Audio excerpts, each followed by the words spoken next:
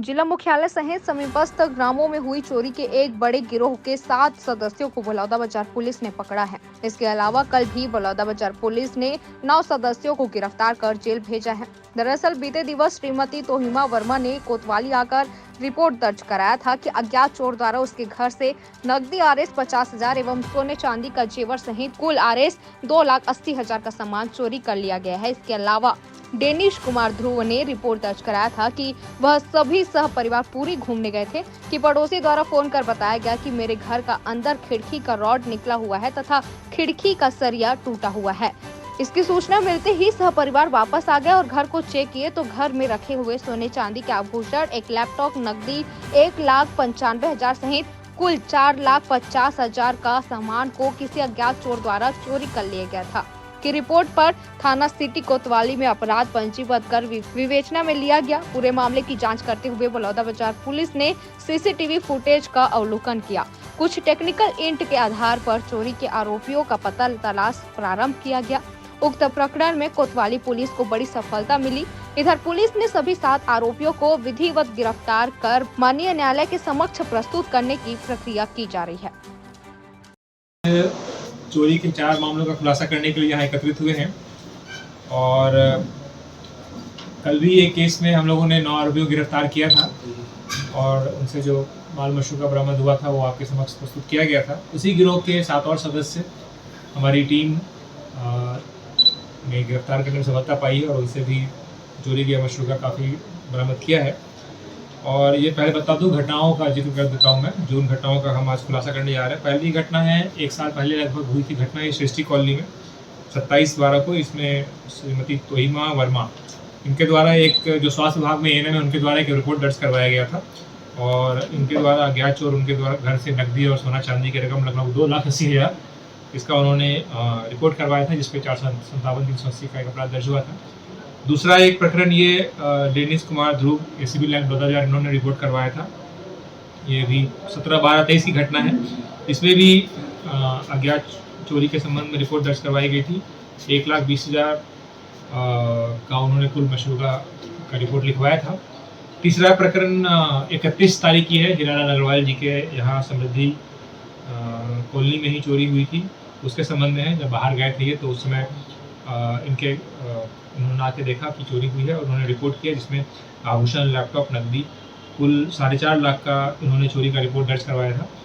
और चौथा ही हीरालाल अग्रवाल जी के यहाँ ही ग्राम मुंडा, थाना लवन, वहाँ पर भी एक चोरी की रिपोर्ट दर्ज है। पिछले साल 31 मई 2023 की घटना है, जिसमें 4,54,000 का इन्होंने रिपोर्ट, 4,54,000 और कैश कुल मिला के 6,54,000 का रिपोर्ट उन्होंने दर्ज करवाया था। तो इस प्रकार से 4 घटनाओं का हम लोगों ने विवेचना किया है और ये पुलिस की सफलता है हमारे, जिसमें कि हम लोगों ने इस गिरोह के जो कल 9 लोगों को गिरफ्तार किया था उसमें 7 लोग और गिरफ्तार हुए हैं। और इन 7 लोगों के नाम हैं, ये पहला है स्वप्निल प्रकाश, ये होटल पार्क प्लाजा के पीछे रहते हैं। दूसरा है प्रीतम साहू, ये भी वैष्णव कॉलोनी। तीसरे हैं सिद्धार्थ भोई, नयागंज, भाटापारा। चौथा है कृष्णा वर्मा, ये कुलिया लवन। 5वां है राम स्नेही। 6ठा भुवनेश्वर वर्मा, ये भी कुलिया। और 7वां चुवाराम, ये भी कुलिया।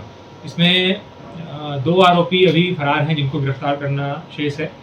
और इन सभी का मोडस ऑपरेंडी ये रहता था, इनका तरीका ये रहता था कि इसमें इन लोगों ने काम अलग अलग बांट रखा था। कुछ लोग आके रेकी करते थे, उसके बाद अन्य जो उनका एक ग्रुप था वो जाते थे वहाँ पर के और घर के अंदर कोई और प्रवेश करता था, बाहर निगरानी रखते थे। और उसके बाद चोरी करने के बाद ये पूरा माल मशरूका अपने पास नहीं रखते थे, बल्कि एक टीम के अन्य सदस्यों को दे देते थे, जो वहाँ पे आए नहीं रहते थे उनको भी दिया जाता था। और इस प्रकार से ये काफ़ी समय से यहाँ पे बलौदाबाजार के आसपास के क्षेत्र में एक्टिव थे। सभी लड़के ये 25 से 35 वर्ष के बीच के हैं और काफ़ी समय से एक्टिव हैं। और हमारी टीम मुख्य रूप से जो हमारे एडिशनल एसपी अनुज कुमार हैं, इनके नेतृत्व में काफ़ी अच्छा काम किया है। और लकेश केवट जो कि साइबर सेल में अभी आए हैं, उन्होंने भी काफ़ी मेहनत किया, उनकी पूरी टीम ने मेहनत किया है। और जो हमारे एसडीओपी निधि है और विशेष रूप से हमारे थाना प्रभारी अमित तिवारी, उनकी टीम ने भी अच्छा काम किया है। और जो कैमरे को देखते हैं, सीसीटीवी को देखते हैं विनोद सिंह, उनके द्वारा भी किया गया है। तो कुल रूप से पूरी टीम ने हमारे सारे केसेस को निकाला है। सभी को सफलता के लिए मैं बधाई देता हूँ और सभी के लिए इनाम के लिए मैं निश्चित रूप से आईजी महोदय के पास भेजूंगा। इसमें जो हम लोगों ने बरामद किया है वो अभी तक 1,30,000 नगद और 5 तोला सोना, कुल मिला के 4,30,000 रुपये का मशरूका बरामद किया गया है। ये सोना जो है ये मणिपुरम गोल्ड में उन्होंने पैसे से खरीदा था, उसको बरामदगी के लिए प्रयास कर रहे हैं। वो उन्हीं कुछ प्रॉपर्टी उसके बाद हमको प्राप्त हो जाएगी। इस पूरी घटना का मास्टरमाइंड कौन है?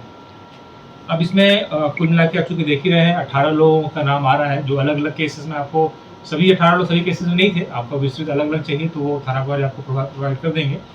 और जैसे मैं बताया कि ये कुछ लोग पहले इकट्ठा होकर के प्लानिंग करते थे और उसके बाद से दूसरे लोग जाके प्रवेश करते थे घर के अंदर, और तीसरे लोग वहाँ पे तीसरी टीम रहती थी वो बाहर निगरानी रखती थी, और चौथी जो टीम होती थी वो फिर अपने पास माल मशरूका रखते थे और बाद में फिर डिस्ट्रीब्यूट करते थे।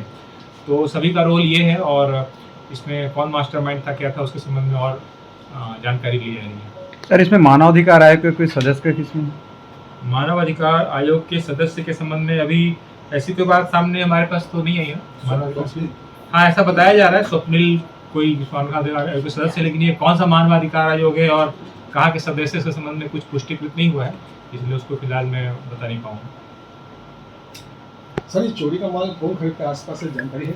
चोरी का माल, ये सोना चांदी जो लोग चोरी करते हैं, किसी का बेचते हैं, हाँ, उन व्यक्तियों का नाम आज तक हमें नहीं पता चलता।